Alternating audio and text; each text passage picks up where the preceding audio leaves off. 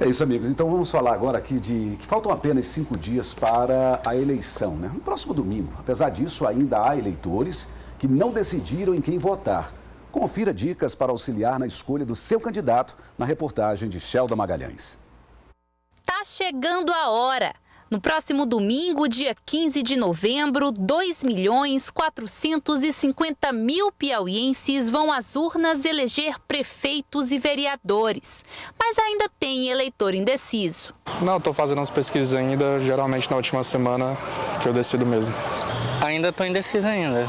Ainda não. Eu estou na dúvida entre 2 candidatos. De acordo com a última pesquisa de intenção de voto divulgada pela TV Antena 10, cerca de 13,67% dos eleitores de Teresina ainda não definiram em qual candidato vão votar nessas eleições. Mas, segundo especialistas, essa é uma característica considerada comum em processos eleitorais. E é justamente por isso que os candidatos intensificam suas agendas de campanha nessa reta final. Para esse cientista político, as redes sociais e as formas de fazer política online vêm ganhando protagonismo no processo de escolha do eleitor. A gente está falando das eleições de 2020 no meio de uma pandemia causada pela Covid-19, que é uma doença que acabou exigindo medidas sanitárias como evitar as aglomerações, o uso das máscaras. Então ela acabou impondo certos desafios para os candidatos.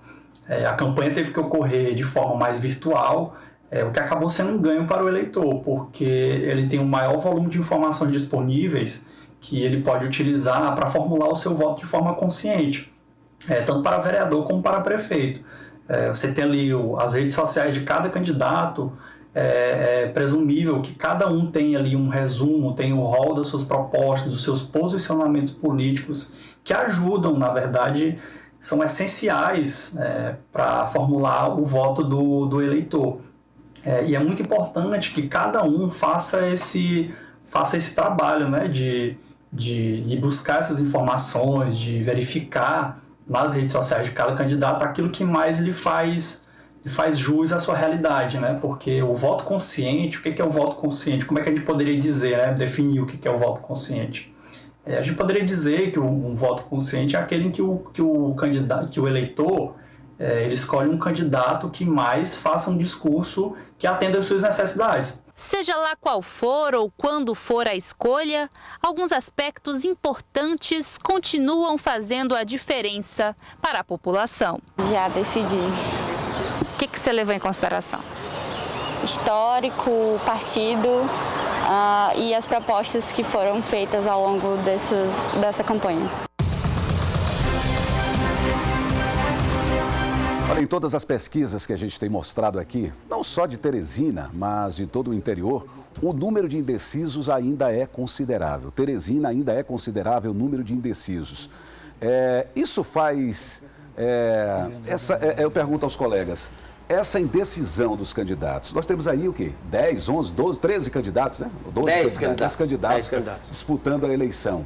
Então, na verdade, não, eram 13. Eram 13. Aí houve o indeferimento da Lourdes Mello. Estamos 12, né? Fomos com 12. 10 com representação no Congresso Nacional. Essa quantidade de candidatos, ela deixa, às vezes, o eleitor em dúvida? Deixa em dúvida. Deixa, contribui muito. Contribui? Eu quero crer que não, Cordeiro. Eu acho que contribui. Para mim, o que é primordial, assim, para o eleitor decidir? Como é que deve ser o comportamento do eleitor nesse momento, na opinião dos senhores? Analisar o perfil do candidato, por exemplo? Saber qual é o candidato, qual é o perfil do candidato prefeito para Teresina? Eu sou muito da questão do... Por exemplo, eu resisti muito a acreditar nisso, mas hoje a gente vive num mundo da objetividade. Até comentar isso com o Magalhães uma vez, até falando de texto. Não adianta, por exemplo, você não pode, falando aqui jornalisticamente, você não pode, como o João faz todo dia a abertura aqui da bancada, textos curtos, objetivos, você não pode pedir o eleitor para refletir, não. Você tem que ser uma coisa rápida, que ele entenda. A mesma coisa na eleição.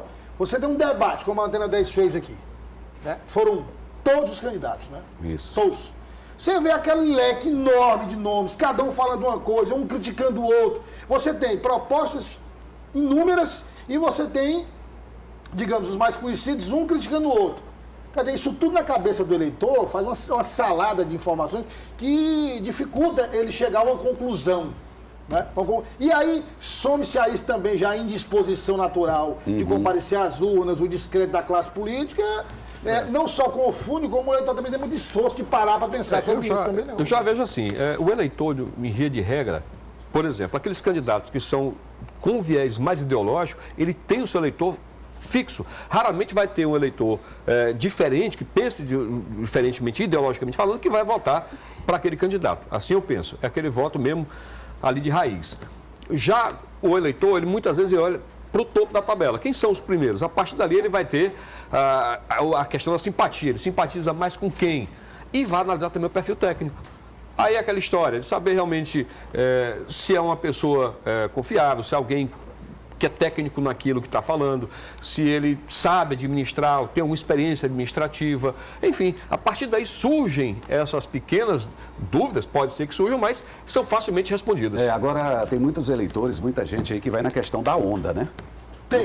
No Brasil, em outros estados. É o chamado efeito manada. Tem muita gente que vai na questão da onda, né, Magalhães? Isso pode ser também um tiro no pé, né, às vezes. Sabe, eu estava anotando aqui no papel, são 10 candidatos. Eu pensei em 10 qualidades que o prefeito de Teresina precisa ter. Primeiro, ele tem que saber administrar.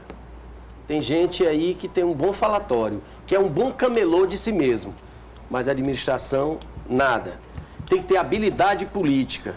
Porque você não governa só no Palácio da Cidade, você governa dialogando com a Câmara Municipal. Tem que ter um perfil técnico, tá certo? Tem que ter experiência com a coisa pública, tem que ter passado por um cargo público e, no final, nunca ter sofrido nenhum processo. Isso é bastante interessante. Tem que ser uma pessoa articulada, certo? Tem que ter prioridades para a cidade de Teresina, porque Teresina tem muitas prioridades. Tem que ser alguém inteligente. Inteligente aqui que eu estou falando é uma pessoa com capacidade de diálogo com os diversos setores.